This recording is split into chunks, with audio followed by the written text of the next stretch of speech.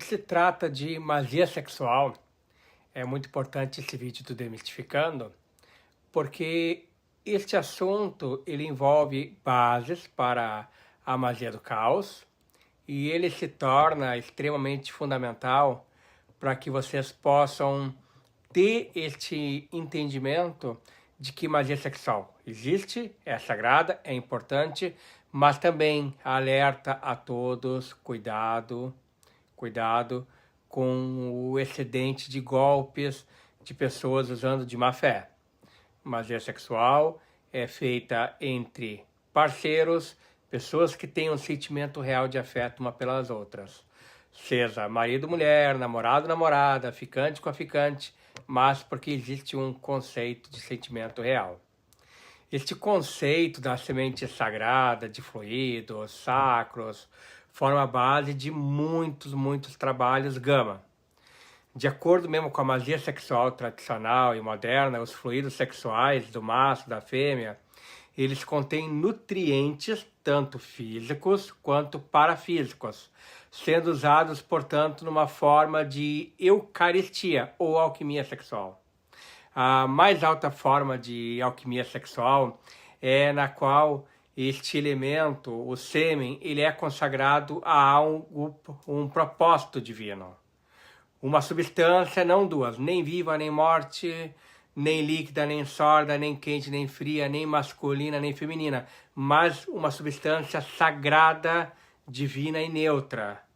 A mais alto princípio universal neste elemento de magia sexual é o propósito declarado do trabalho. Se for assim, o resultado também vai ser. Porque o sêmen, também chamado de sangue branco, ele é criador, gerador de vida.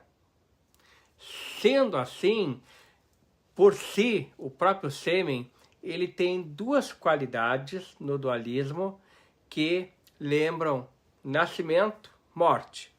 O impulso, a excitação, então, que também é o que eu chamo de potência mágica, e morte, o momento do Thanatos, que é o orgasmo.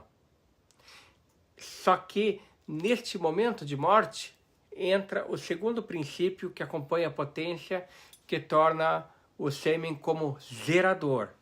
Gera a vida, unindo este princípio ativo ao princípio passivo feminino no útero, o elemento caos que gera a vida.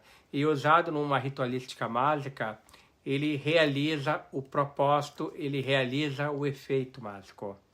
O próprio Crowley mesmo, é interessante que ele usava magia sexual não só dentro de um sistema de caos, mas até na magia enoquiana.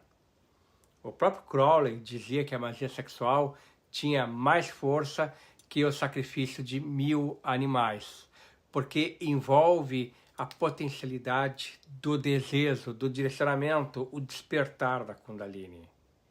Veja que Kundalini, que é a serpente óssea adormecida na coluna, que desperta com o seu trabalho mágico a partir do Chakra Muladhara, essa serpente ela pode ser ativada não só para o despertar do terceiro, quarto olho, mas para o despertar de todos os chakras e da própria energia mágica através da atividade sexual centrada e concentrada para este efeito ação.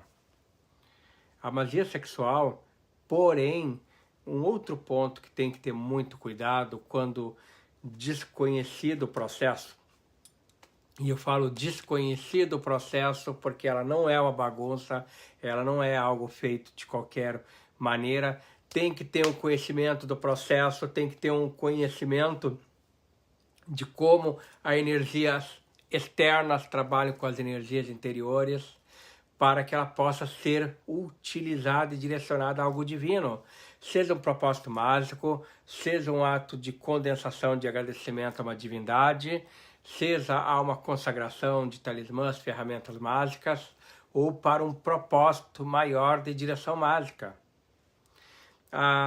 Todo ato de magia sexual, ser feito de forma equivocada, errada, ele pode estar trazendo portas a vampiros energéticos, trazendo, através desses vampiros, ataques de daimons, súcubos, íncubos, que não tem nada de romântico nisso. Porque desde um processo simplificado inicial, pesadelos, depressão, medos, crise de ansiedade, crise de pânico, pode começar a devorar de dentro para fora como um verme parasita hospedeiro. E esses vampiros energéticos vão devorando, causando doenças internas, podendo causar câncer, entre outros males dentro da psique, de forma lenta, mais gradativa, que a medicina tradicional não vai conseguir curar conforme o tipo de portal que foi aberto. Veja exatamente o termo que eu usei, portal. A magia sexual, ela abre portais. E um detalhe importante é que a magia sexual, ela não precisa ser feita apenas com parceiro.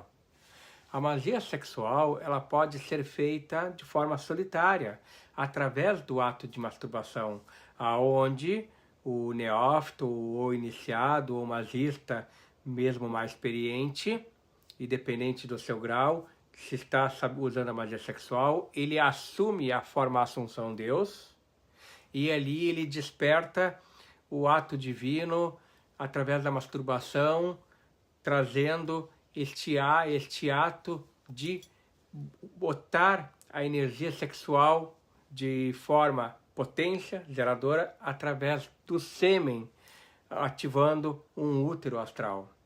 Isso são trabalhos com formas, pensamentos, com egrégoras, e podem atingir o mesmo propósito, o mesmo fim, tanto quanto uma atividade com parceiro sexual. Quando falo parceiro sexual também, alguns podem estar olhando este vídeo e questionando, bom, mas seja na masturbação ou numa atividade sexual física, parceiro sexual seria apenas entre casal hétero. E se for uma relação de magia sexual entre casais homossexuais? Ou de um heterossexual com um transexual? Então, neste caso, seriam 3 energias, já que o transexual ele pode conter a dualidade masculina e feminina? Bom, eu vou dizer, independente de várias teorias, várias correntes, eu vou dizer bem clara a minha opinião, né? Apenas trazendo um contraponto, que alguns defendem que até a magia sexual entre duas pessoas do mesmo sexo, seja 2 homens ou 2 mulheres, ela fica mais potente porque a energia volta para si e não é passada para outro. Deste ponto eu não partilho, eu partilho da minha opinião.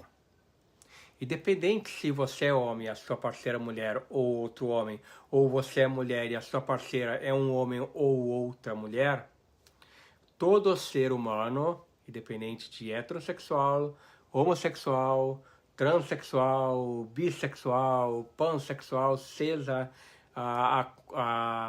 as dezenas de gêneros que já estão cada vez mais se criando, todos temos cromossomos XX e cromossomos XY. Todos temos dentro de nós um princípio ativo masculino e um princípio ativo feminino. Todos temos dentro de nós um princípio solar e um princípio lunar.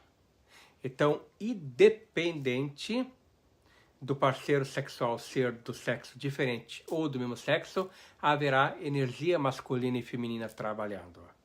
A questão é que, independente da qualidade física, um estará numa atuação fato dominante masculina, sendo a que está potencializando para a geração do orgasmo, e o outro ou outra será a posição passiva feminina, passiva não no sentido de submissão, mas passiva no sentido de recepção da energia sexual. Também é muito importante salientar que quem domina a energia sexual, a magia sexual, não só atinge expansão de orgasmos em nível maior, como também, a partir do princípio que domina essa energia, nunca mais transa ou faz sexo apenas por fazer. Esquece da sexualidade apenas para o seu prazer e seu orgasmo. E sim, utiliza do prazer sexual sempre para um propósito e determinado fim.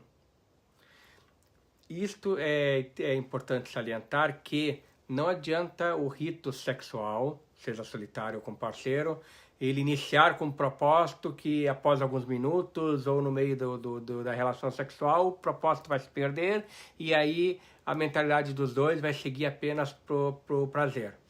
Se perder o fundamento do rito, o rito não terá sucesso. Um rito sexual bem sucedido dentro da magia sexual, ele tem que ter o propósito sexual mentalizado, fixo na mente principalmente do operador antes do sexo, durante o sexo, e ele irá seguir na mente do operador até o final do sexo. E se com parceiro, por isso que muitas vezes é mais fácil sozinho do que com parceiro, porque ambos devem estar na mesma sintonia como uma engrenagem. Ele será compensado e será conclusivo se com dois autores no processo, quando os dois autores atingirem o orgasmo, porque aí há a eucaristia sexual, a alquimia sexual. Por que eucaristia sexual? Porque aí temos a realização da Trindade Santa do sexo. Os parceiros como pão, a lubrificação, a secreção como o santo vinho, e o orgasmo, o prazer sexual como a pomba do Sagrado Espírito Santo do sexo, que paira para ser devorada pela serpente luciferiana, pela serpente satânica, que é a Kundalini negra. Claro que, se for abordar isso, seria um contexto extremamente mais longo, mas trazendo um pouco de spoiler, desmistificando a importância e o porquê da preferência de muitos magistas, principalmente da mão esquerda, pela magia sexual.